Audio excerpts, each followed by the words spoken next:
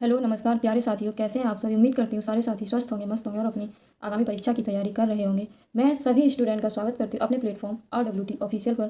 तो प्यारे साथी, आज हम आपको हिंदी का ये दूसरा प्रैक्टिस सेट कराने जा रही हूँ। तो चलिए हम अपने क्वेश्चंस को लगाते हैं जल्दी से, आपका समय ज़्यादा ना लेते हुए। तो हमारा ये फर्स्ट क्वेश्चन है, स्क्रीन पर देखिए। मलबे का मालिक कहानी के कहानीकारक कौन है। तो इसका जो राइट आंसर है वो बी है, मोहन राकेश। राइट आंसर इसका ये बी है। चलो मोहन राकेश के बारे में हम और थोड़ा जान लेते हैं कि ये कौन थे और इनकी रचनाएं क्या हैं, वो भी हम बता देते हैं हम आपको। तो मोहन राकेश नई कहानी के दौर में ये प्रमुख लेखक बने थे, तब के ये लेखक हैं। इनका जो जन्म हुआ था वो 1925 में अमृतसर में हुआ था। और ये मलबे का मालिक इनकी प्रमुख कहानी है। और इनकी जो रचनाएं हैं वो हैं जैसे आषाढ़ का एक दिन, लहरों के राजहंस, आधे अधूरे, नए बादल, अंधेरे बंद कमरे, अंतराल, प्रवेश इत्यादि इनकी ये रचनाएं हैं। चलिए हम अपने अब चलते हैं नेक्स्ट क्वेश्चन पर। क्वेश्चन नंबर दूसरा, निम्न में से कौन सा कवि भारतेंद्र युगीन नहीं है। निम्न में से कौन सा कवि भारतेंद्र युगीन नहीं है। इसमें क्या पूछा गया, जो नहीं है, जैसे बद्री नारायण चौधरी, प्रेमगन, ठाकुर जगमोहन सिंह, पंडित बंकिम दत्त, व्यास, श्रीधर पाठक। तो इसके जो भारतेंद्र युग के जो कवि नहीं हैं वो कौन से हैं, श्रीधर पाठक। और ये जो तीन है वो इस भारतेंद्र युगीन के कवि हैं, जैसे बद्री नारायण चौधरी हैं, ठाकुर जगमोहन सिंह हैं और पंडित अंबिका दत्त व्यास, ये इसके कवि हैं। लेकिन श्रीधर पाठक हैं वो इसके कवि नहीं हैं। अब हम चलते हैं अपने नेक्स्ट क्वेश्चन पर। तो क्वेश्चन नंबर है हमारा तीसरा, पयोधी, सिंधु, वारिस किसके पर्यायवाची शब्द हैं।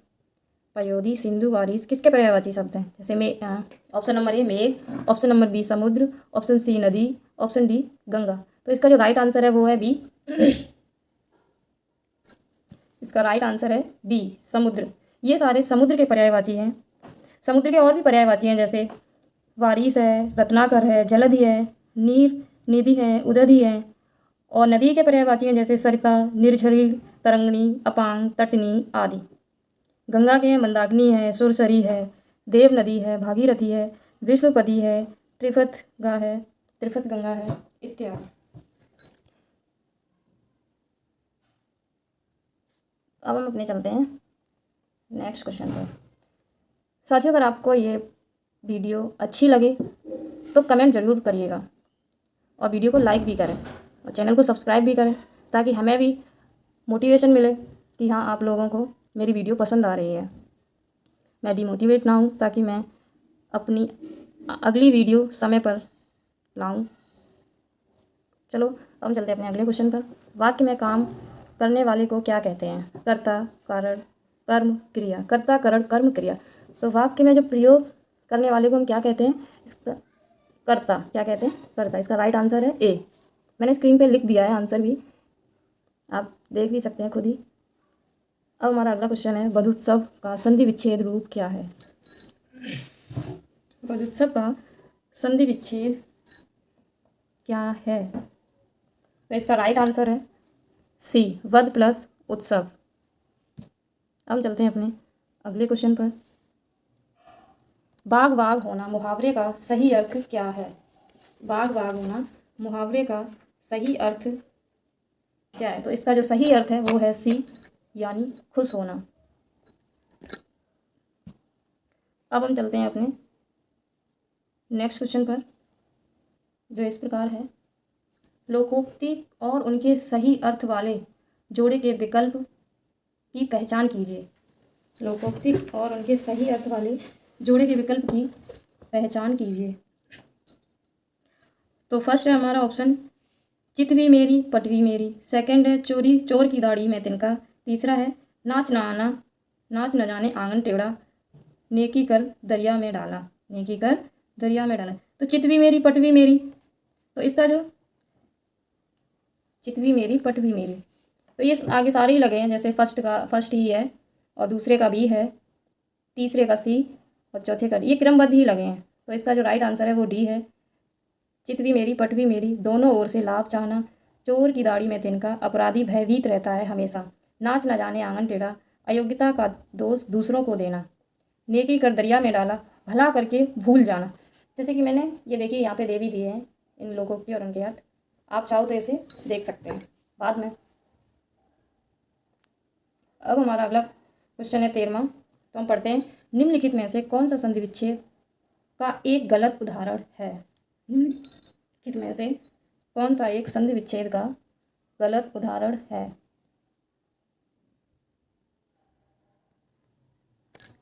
तो इसका फर्स्ट ऑप्शन है महा प्लस ओज, ये तो सही है।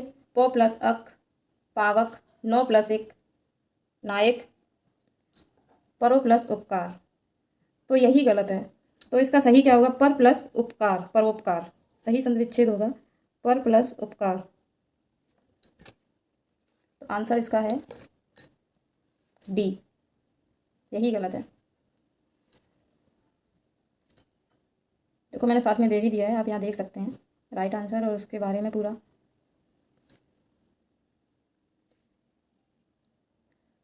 निम्नलिखित वाक्यांश में अपादान कारक प्रयुक्त हुआ है। अपादान कारक किसमें प्रयुक्त हुआ है, श्याम का घर कुर्सी के नीचे आरी से काटा। तो अपादान कारक में क्या होता है, मतलब अलगाव, किसी चीज़ से अलग होना।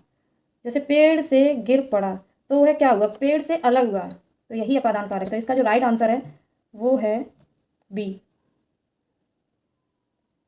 अब हम चलते हैं अपने अगले क्वेश्चन पे, जो इस प्रकार है, चलो पढ़ते हैं। निम्नलिखित वाक्य में आए खाली स्थान के लिए सही शब्द चुनिए। तो हम खाली स्थान के लिए एक सही शब्द चुनेंगे जो इन चारों में से कोई एक होगा। नंबर ऑप्शन में ए किसके, बी अपने आप, सी इस, डी उस। चलो हम रख के देख लेते हैं तो हमें खुद ही पता चल जाएगा इसका मतलब क्या इसमें फिट बैठ रहा है इस खाली स्थान में। अभिषेक किसके घर चला गया, क्या ये सही लग रहा है। अभिषेक अपने आप घर चला गया, ये तो ठीक लग रहा है। अभिषेक अपने आप घर चला गया। अभिषेक इस घर चला गया, ये तो बिल्कुल गलत है। अभिषेक उस घर चला गया, ये भी फिट नहीं बैठ रहा, तो ये तो गलत है। तो इसका जो राइट आंसर है वो है बी। चलिए अब नेक्स्ट क्वेश्चन पे चलते हैं, हम क्वेश्चन को पढ़ते हैं। जिस पर क्रिया का प्रभाव पड़े उसे क्या कहते हैं। जिस पर क्रिया का प्रभाव पड़े उसे क्या कहते हैं, कर्ता, करण, कर्म, अपादान। क्रिया का अगर जिस पर प्रभाव पड़ता है वो कर्म होता है, कर्म पर हमेशा क्रिया का ही प्रभाव पड़ता है। वाक्य में क्रिया का फल जिस शब्द पर पड़ता है उसे कर्म कहते हैं। मतलब अगर कोई वाक्य है उस पर क्रिया का फल जिस शब्द पे अगर पड़ जाए तो उसे कर्म कहते हैं, और इसकी जो विभक्ति होती है वो को होती है। कर्ता ने कर्म को, तो इसकी विभक्ति क्या हुई, को। जैसे एग्जाम्पल हम दे रहे हैं, मैंने हरि को बुलाया, मैंने जैसे कि मैंने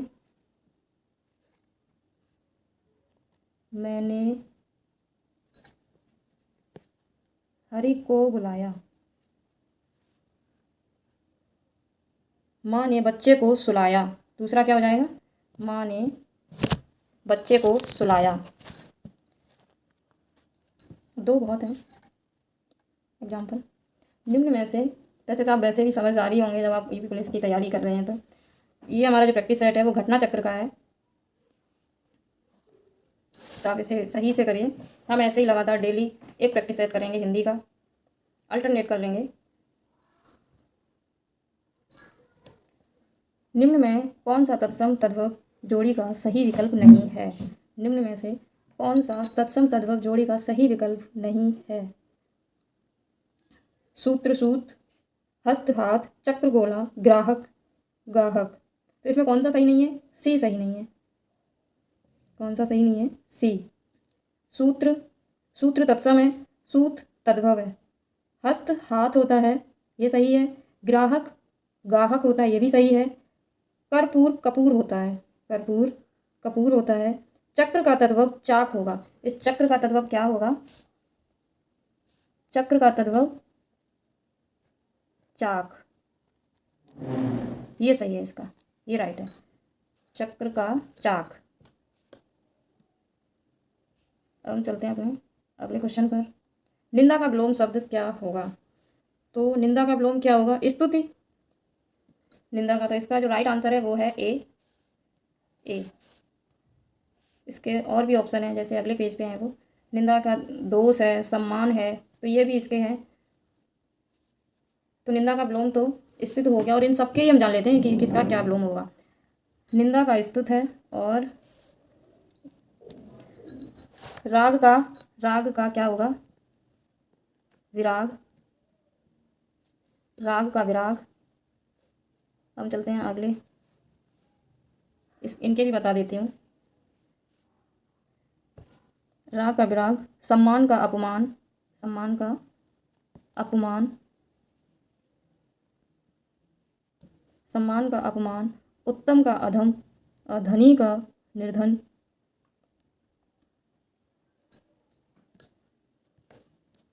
अब चलते हैं अपने अगले क्वेश्चन पे।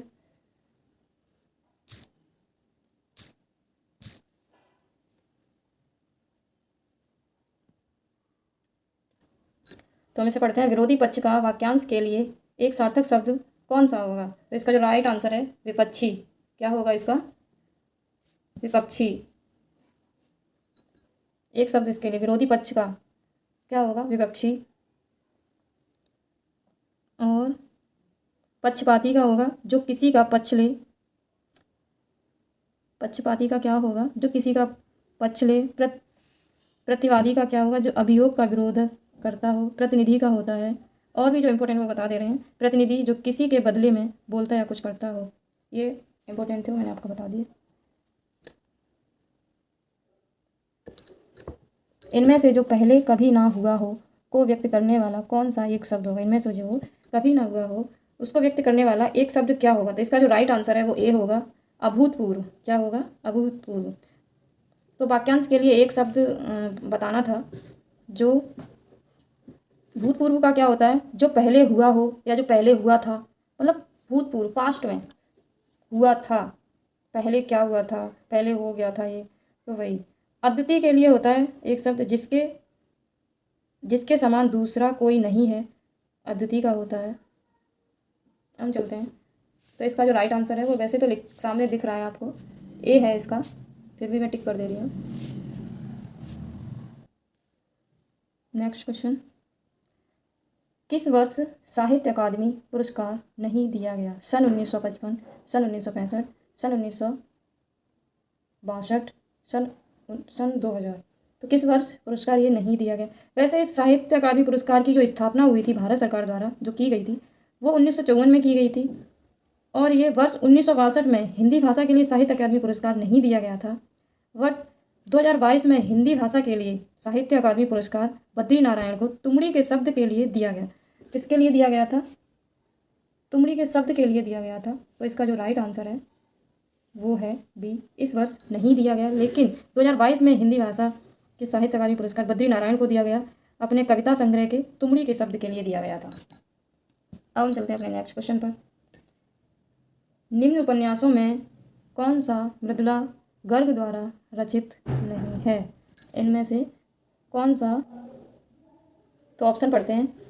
ए, उसके हिस्से की धूप। बी, रुकोगी नहीं राधिका। चित्त कोबरा, मैं और मैं। तो इसका जो राइट आंसर है रुकोगी नहीं राधिका। ये इनके द्वारा रचित, मतलब रचना नहीं है। बाकी ये तीन इनके द्वारा लिखी गई हैं, जैसे उसके हिस्से की धूप, चित्त कोबरा, मैं और मैं।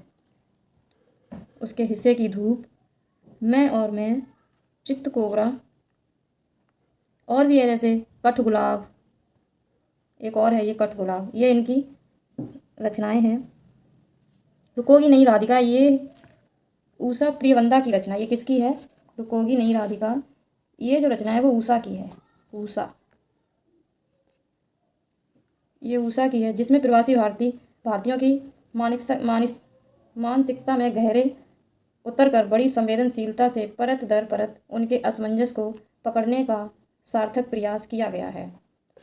तो इसका जो राइट आंसर है वो है बी। अब हम चलते हैं अपने अगले क्वेश्चन पर। निम्न में से सही वाक्य की पहचान कीजिए। निम्न में से सही वाक्य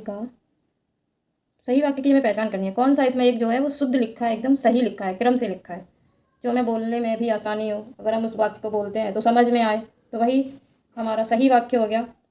जैसे वह क्या जाने कि मैं कैसे जी रहा हूँ, वह क्या जाने कि मैं कैसे जी रहा हूँ, तो ये तो सही लग रहा है, सही है। वह कैसे जाने कि क्या मैं जी रहा हूँ, ये तो नहीं बन रहा है सेंटेंस सही। वह क्या जाने कि मैं कैसे जी रहा हूँ, तो इस पर तो ये बिंदी रखी हुई है, तो ये नहीं आना चाहिए। वे क्या जाने कि मैं, ये तो मैं गलत है। वे क्या जाने कि मैं कैसे जी रहा है, यहाँ हूँ होता तो ये गलत है यहाँ पे। तो इसका जो राइट आंसर है वो है ए। क्या है? ए। अब हम चलते हैं अपने अगले क्वेश्चन पर।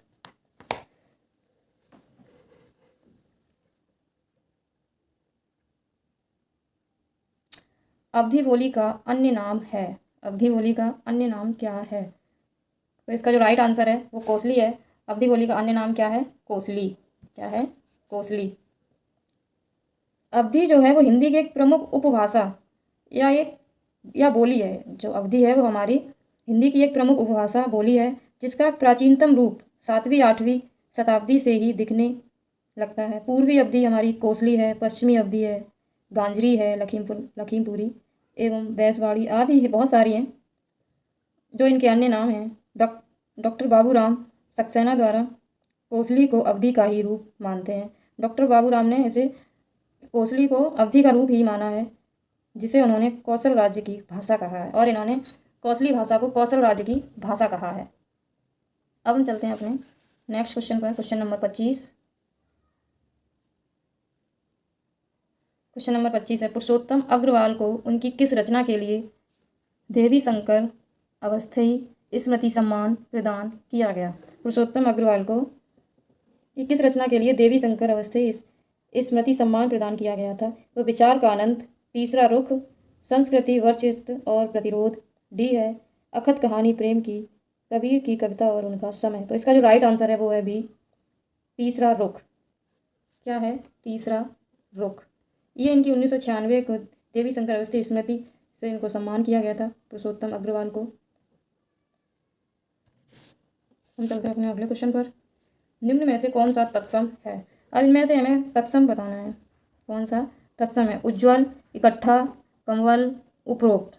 क्या इसमें से सारे सही हैं या इसमें से कोई एक सही है? तो इसका जो राइट आंसर है वो है ए, उज्ज्वल। क्या है? उज्ज्वल। उज्ज्वल क्या है? तत्सम शब्द है, और इसका जो तद्भव बनता है वो उजला बनता है। इसका तद्भव क्या बनता है? उजला। और ये जो दिए गए हैं, इकट्ठा है, कंवल है, ये सब तद्भव ही हैं। और इनका जो तत्सम रूप होता है, इकट्ठा का एकत्र, और कंवल का कमल। इसका बता दूं, मैं लिख के बता दूं। इसका बनता है कमल, ठीक है। और इकट्ठा का बनता है एकत्र। क्या बनता है? एकत्र। इकट्ठा का एकत्र, ये इसका है और ये इसका है। हम चलते हैं अपने नेक्स्ट क्वेश्चन पर। निम्न में से सही वाक्य की पहचान कीजिए। निम्न में से सही वाक्य की पहचान कीजिए। मैं रविवार के दिन तुम्हारे घर आऊँगा। मैं रविवार को तुम्हारे घर आऊँगा, यही सही है। मैं रविवार को तुम्हारे घर को आऊँगा, ये तो गलत है। मैं रविवार दिन को तुम्हारे घर आऊँगा, ये तो बिल्कुल ही गलत है। तो इसका जो राइट आंसर है वो है बी, मैं रविवार को तुम्हारे घर आऊँगा, सही वाक्य है। जबकि अन्य विकल्प और ये जो सारे विकल्प हैं वो सारे गलत हैं।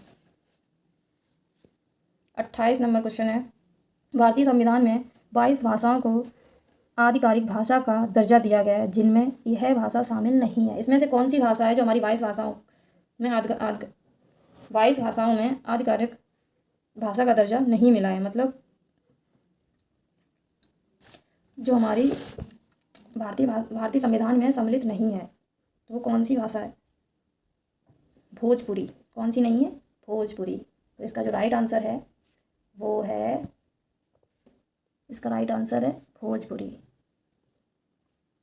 भारतीय संविधान, चलो मैं एक्सप्लेन कर देते हैं। भारतीय संविधान की 8वीं अनुसूची में 22 भाषाओं को आधिकारिक भाषा का दर्जा प्रदान किया गया था, जिसमें मैथिली है, मणिपुरी है, बोडो है, हिंदी है, नेपाली है, तमिल है, तेलुगु है, उर्दू है, उड़िया इत्यादि भाषाएं हैं। लेकिन भोजपुरी जो है वो 8वीं अनुसूची में शामिल नहीं की गई थी। तो इसका जो राइट आंसर है वो डी है। हम चलते हैं अपने, अब क्वेश्चन नंबर आ गया 30। निम्नलिखित में से तद्भव शब्द कौन सा है? देखिए, तद्भव और तत्सम बहुत पूछे जाते हैं हमारे एग्जाम में, यूपी पुलिस के। दो तो आ ही जाते हैं, 2-3 पूछ ही लिए जाते हैं हर बार। ये एक शिफ्ट में ही पूछे गए हैं 2-3 क्वेश्चन।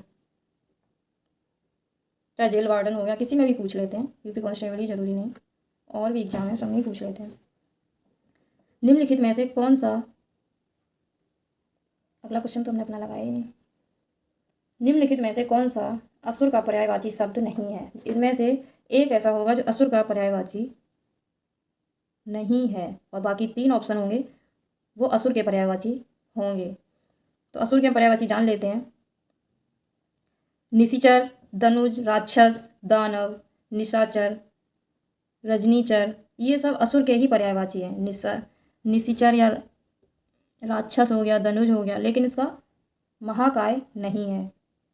महाकाय इसका पर्यायवाची नहीं है। महाकाय विशाल का समानार्थी शब्द है। महाकाय जो शब्द है, ये जो शब्द है वो किसका है? समानार्थी शब्द विशाल का। विशाल।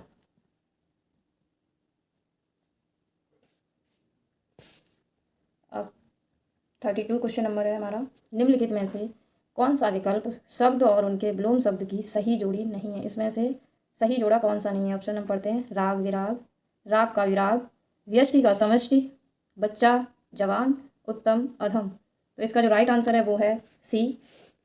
क्या है? सी। ये हमारा जोड़ा गलत है। वैसे राग का विराग होता है, सही है। व्यष्टि का समष्टि सही है। उत्तम का अधम एकदम सही है। उत्तम का अधम एकदम। बच्चा को जो विलोम होता है वो जवान नहीं होता, बच्चा का विलोम होता है, इसका विलोम होता है बच्चा बूढ़ा। क्या होगा इसका विलोम? बूढ़ा।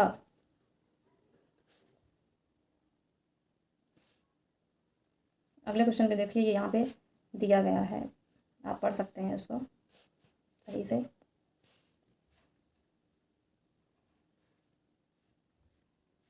कौन से क्वेश्चन पे थे हम?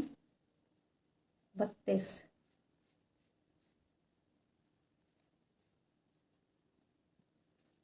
सॉरी,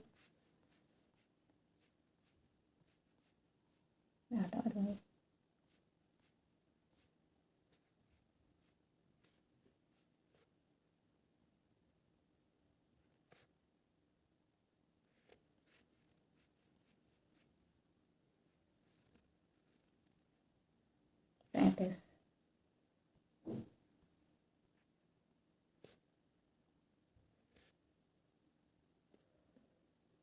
तैंतीस। क्वेश्चन नंबर हम पढ़ते हैं।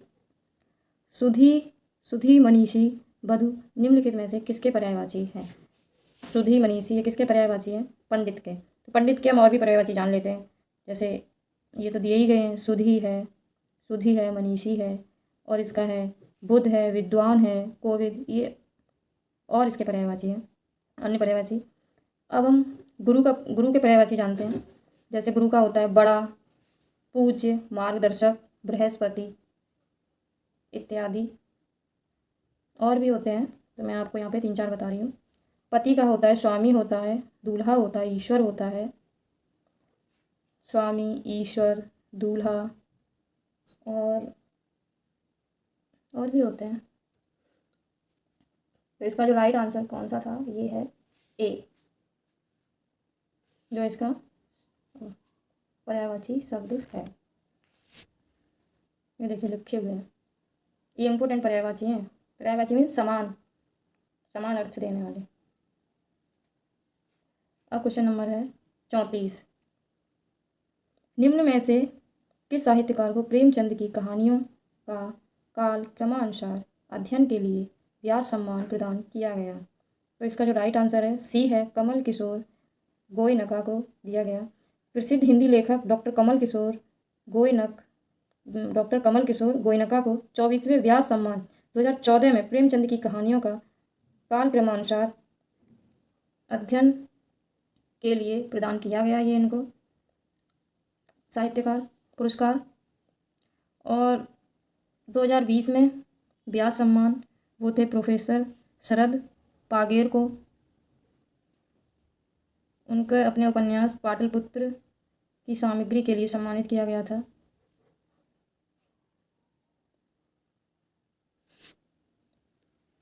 मेरा अगला क्वेश्चन है, मार्तंड, अर्क, अंशुमाली निम्नलिखित में से किसके पर्यायवाची शब्द है? हम आपको एक साथ सारे इंपॉर्टेंट पर्यायवाची करा देंगे। जितने भी मोस्ट इम्पोर्टेंट हैं एक क्लास में। तो आप देखिएगा ज़रूर, जब हम पढ़ाएंगे तो आपको नोटिफिकेशन मिलेगा सबसे पहले। तो चलिए हम इनके पर्यायवाची जान लेते हैं। ये किसके पर्यायवाची? मार्तंड है, अर्क है, अंशुमाली है। तो ये किसके हैं? सूर्य के। सूर्य के बहुत सारे पर्यायवाची होते हैं, जैसे दिनकर हो गया, दिवाकर हो गया, मार्तंड हो गया, अर्क हो गया, अंशुमाली हो गया, भानु हो गया, आदित्य हो गया, सूरज आदि। ये सब इसके पर्यायवाची हैं। किसके? ये सूर्य के पर्यायवाची हैं। चंद्र के हम पर्यायवाची जान लेते हैं। चंद्र को क्या बोलते हैं? शशि बोलते हैं, हिमकर, रजनीश, चांद, मयंक, सुधाकर, ये सब चंद्र को बोलते हैं। और रोशनी के जो पर्यायवाची है, प्रभा है, प्रकाश है, दीप्ति है, ज्योति है, उजाला है, ये सब रोशनी के पर्यायवाची हैं। तो इसका जो राइट आंसर है वो है सी, सूर्य के ये पर्यायवाची हैं। देखिए यहाँ पे दे भी रखे हैं, मैंने दे दिए हैं, ये इंपॉर्टेंट पर्यायवाची हैं।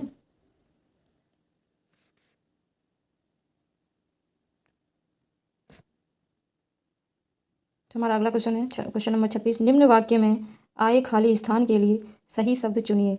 खाली स्थान को हमें भरना है। इसके लिए गिलास तुमने तोड़ा, क्या ये सही बैठ रहा है? बिल्कुल नहीं। गिलास उसने तोड़ा, नहीं। गिलास किसने तोड़ा, ये सही बैठ रहा है। तो इसका राइट आंसर क्या है? सी, गिलास किसने तोड़ा। तो चलिए आज की वीडियो हम यहीं पे ख़त्म करते हैं। अब हम आपको मिलते हैं नेक्स्ट वीडियो में। Best of luck, thank you. अगर आपको मेरी वीडियो पसंद आए तो चैनल को सब्सक्राइब करिए, वीडियो को लाइक एंड कमेंट करिए।